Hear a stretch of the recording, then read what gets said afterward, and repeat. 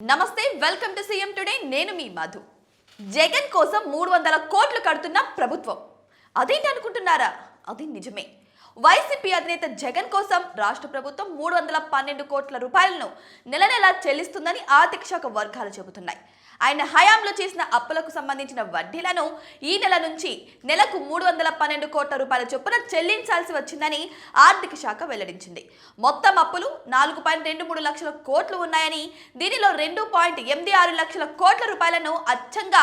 జగన్ హయాంలోనే చేసిన అప్పుగా పేర్కొన్నారు ఈ మొత్తాన్ని ప్రభుత్వ గ్యారంటీ చూపించి తీసుకువచ్చారని అధికారులు తెలిపారు ఇవి కాకుండా మరో 3 లక్షల కోట్లను కార్పొరేషన్లు మద్యం అమ్మకాలను వినియోగించి వాటి లక్ష్యాలను చూపించి అప్పులు తెచ్చారని చెబుతున్నారు ఈ మొత్తాలపై వడ్డీలను కార్పొరేషన్లు చెల్లించాల్సి ఉంటుందని తెలిపారు ప్రస్తుతం నెలకు 312 కోట్ల రూపాయలను వడ్డీ రూపంలో చెల్లించాలని అధికారులు నిర్ణయించినట్టు తెలిపారు ఇప్పటికే చాలా మేరకు వడ్డీలు కూడా పేరుకుపోయాయని అంటున్నారు ఆర్థిక నిపుణులు ఇదిలా ఉంటే మొత్తంగా అప్పుల సంగతి ఎలా ఉన్నా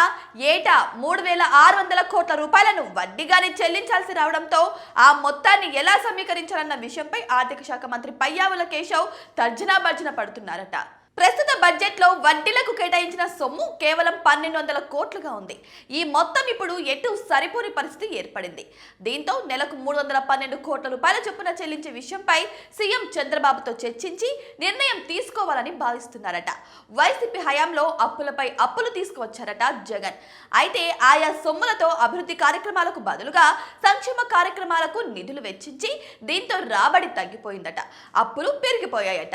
ఎన్నికలకు 2 మాసాల ముందు ఫిబ్రవరిలోనూ ఫీజు రీయింబర్స్మెంట్ కోసం అప్పులు చేశారట దీంతో ప్రస్తుత కూటమి ప్రభుత్వంపై నాటి జగన్ అప్పుల భారం భారీగా పడిపోయిందట